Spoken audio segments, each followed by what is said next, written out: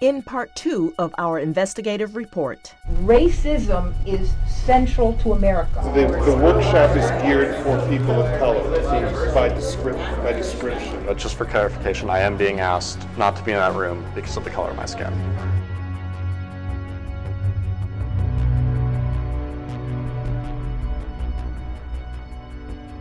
The White Privilege Conference, or WPC, is an annual gathering of thousands of private and public educators, students, and school administrators from across the country.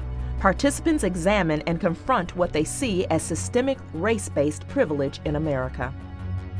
In our first installment of this report, we examined the conference's keynote addresses to gain a broader understanding of the ideological foundations of white privilege theory. White supremacy has been embedded in the United States of America from its founding.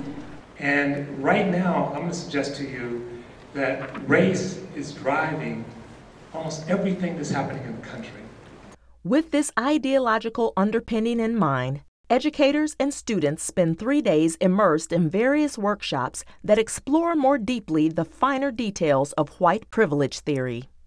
Let's take a closer look now at some of these workshops.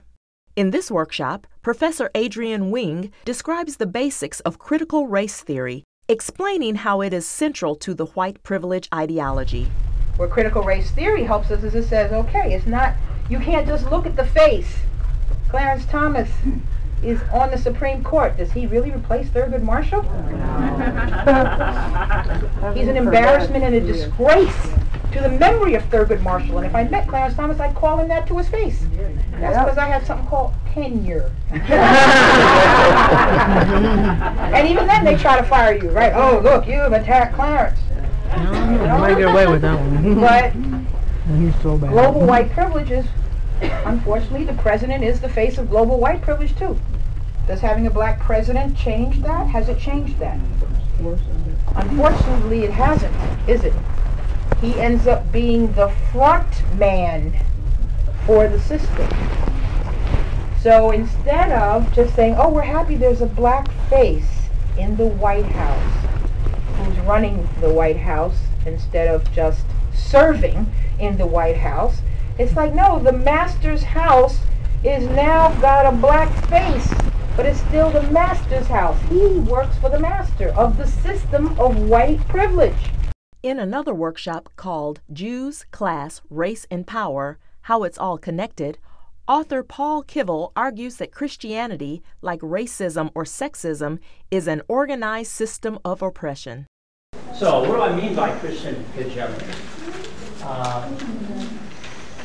Very simply, I define it as the everyday, pervasive, deep-seated, and institutionalized dominance of Christian values, Christian institutions, leaders, and Christians as a group, primarily for the benefit of Christian ruling elites. So that's very similar to how we might define racism or sexism or other systems of oppression. Every day in our lives, it's pervasive, it's institutionalized, and the various institutions together create a coordinated system that we're all inside of. So there's certainly a lot of Jews who, not a lot, but there are some Jews who have been successful and assimilated up there. And of course, there's some African Americans. We can think of Condoleezza Rice and Colin Powell and people like that. So it's a Christian culture, it's a Christian framework, and some people can make it if they become like the white Christian men who are running things. Activist Leonard Zeskind conducted a workshop devoted entirely to understanding the Tea Party movement, which in his estimation is a racist movement. There has been a study, a longitudinal study, that finds the longer you are in the Tea Party, the more racist you become. At one point in his presentation, Zeskind went off topic to talk about racist white people in gated communities. And then there's just the white folks who get little white zones and put a gate in front of it and they call it a gated community. Now that's incoherent, but it's the same damn thing. And they put their kids in little white academies. And that's a mass phenomenon beyond all these things. Yeah. Do you think that they do that, like put their kids in private schools and live in gated communities because they're racist? Yes, I do. Okay. I sure do. Excuse my French. Each workshop focused upon a particular aspect of white privilege theory, but one theme that recurred frequently is the inherent corruption of capitalism and the need to dismantle it as an economic system. So in this particular study, it showed that if you were more inclined to free market capitalism, you had a higher tendency of holding ethnocentric values. For me, capitalism is like the all-consuming thing. Capitalism maintains white supremacy, white privilege, racism, sexism, patriarchy, heteronormativity, you name it, capitalism. In her workshop on critical race theory, Professor Wing urges educators to consider what limits should be placed on freedom of speech. The United States has the most open notion of freedom of speech in the world. Many countries of the world, in Western countries, for instance in Germany, you cannot talk about the Nazis. In the U.S., you can talk about the Nazis. Not in Germany. You can't buy Nazi memorabilia. Not in Germany. In South Africa, you can't talk about apartheid, that you want apartheid. So even in Western liberal democracies, there will be, there's certain things we do not do and we do not say because they do hurt people and can lead people through those words to even commit crimes against other people. But in the U.S., because of our understanding of this terminology, we end up allowing so much language that is incredibly hurtful and painful, feeds into the stereotypes, etc. So how would we work on that, on the local, state, national, and international level?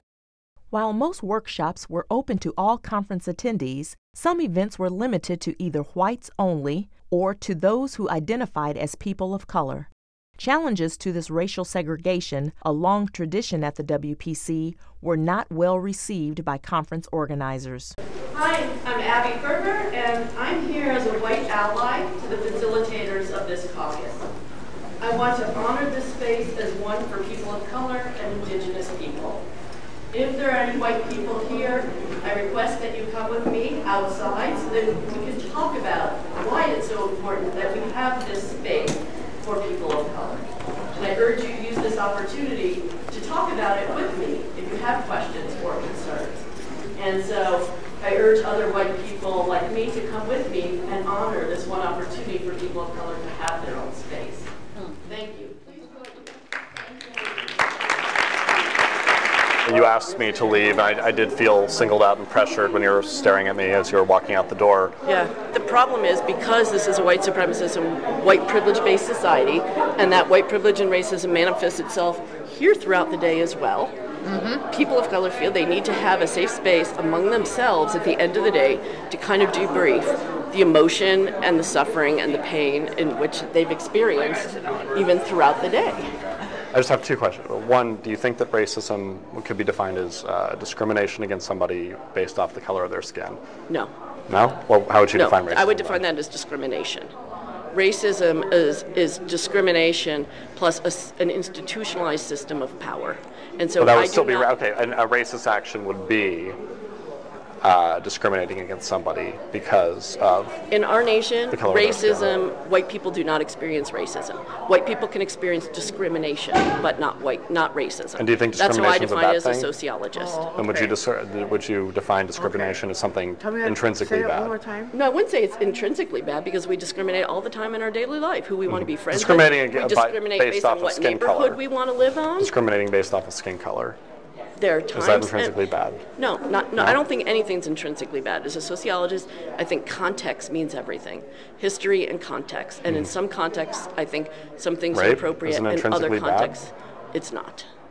In the next installment of our investigative report, we'll examine how educators are encouraged to put white privilege theory into practice in the classroom. Welcome to Examining White Privilege and Building Foundations for Social Justice in the Elementary Classroom. White privilege is when people that are white get an advantage to the people who are are people of color.